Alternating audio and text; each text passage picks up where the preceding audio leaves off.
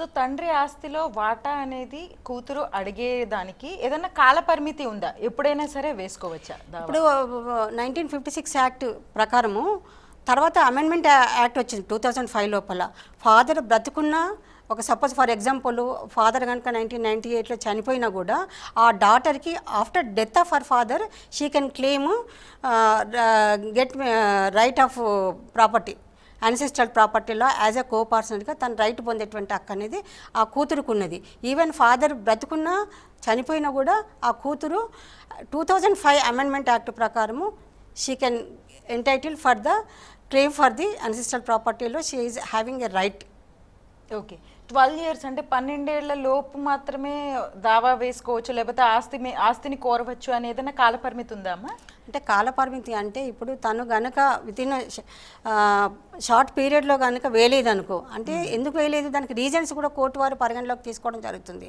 ఎందుకంటే అప్పుడు వేయకపోవచ్చు, కానీ అంటే at the time of marriage ఆమెకి శ్రీధనంగా రూపంగా కానివ్వండి తనకు ఒక వర్త్ ప్రాపర్టీ ఇచ్చి ఉండొచ్చు కదా, ఆమె ఎంబడే క్లెయిమ్ చేయకపోవచ్చు. అంటే ఇప్పుడు ప్రజెంట్ సిచ్యువేషన్ ఎలా ఉందంటే ఒక ప్రాపర్టీ ఒక ఫ్యామిలీలో ఒక ప్రాపర్టీ ఫర్ ఎగ్జాంపుల్ ఒక 2 acres ల్యాండ్ ఉందనుకో, ఆ ల్యాండ్ అనేది అప్పుడున్నటువంటి పరిస్థితిలో తక్కువ వాల్యూ అనేది ఉంటుంది.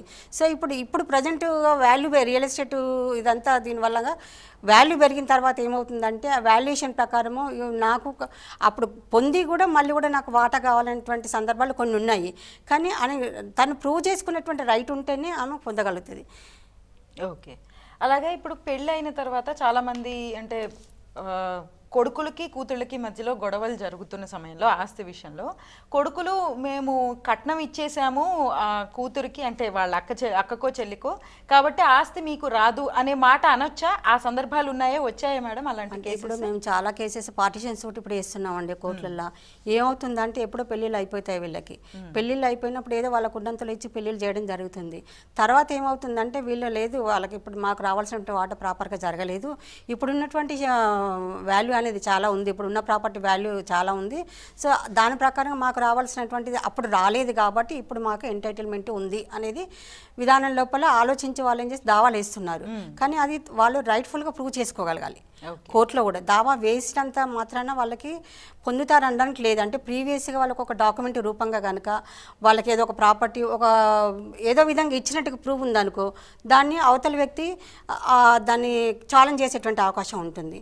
అట్లా కాకుండా యాన్సెస్ట్రల్ తాతల ప్రాపర్టీ అయితే యాజ్ పర్ అమెండ్మెంట్ యాక్ట్ 2005 తర్వాత ఆమె యాన్సెస్ట్రల్ ప్రాపర్టీ మీద షేర్ అనేది పొందొచ్చు. కానీ ఇప్పుడు అప్పటికి ప్రాపర్టీ వాళ్ళ స్వాధీనంలో ఉండొచ్చు, ఉండకపోవచ్చు. ఇప్పుడు వాళ్ళు ఇంకెవరికో ఇలా కేసు వేసిన తర్వాత వాళ్ళు వేరే వాళ్ళకి అమ్మేసేటువంటి అవకాశాలు ఎక్కువ ఉంటాయి. సో వాళ్ళ కేసులో కనుక మేము ఇంకా వాటా వస్తే కనుక మేము ఇవ్వాల్సి వస్తుంది అని చెప్పేసి కూడా ముందు జాగ్రత్తగా ఏం చేస్తారు, థర్డ్ పార్టీకి అవ్వడం జరుగుతుంది అనమాట. అట్లాంటి సందర్భాల్లో తను వాళ్ళు కూడా నోటీసెస్ పంపించి క్లెయిమ్ చేసుకునే రైట్ ఉంటుంది, కానీ ప్రూవ్ చేయడం అనేది చాలా ఇంపార్టెంట్ ఇక్కడ.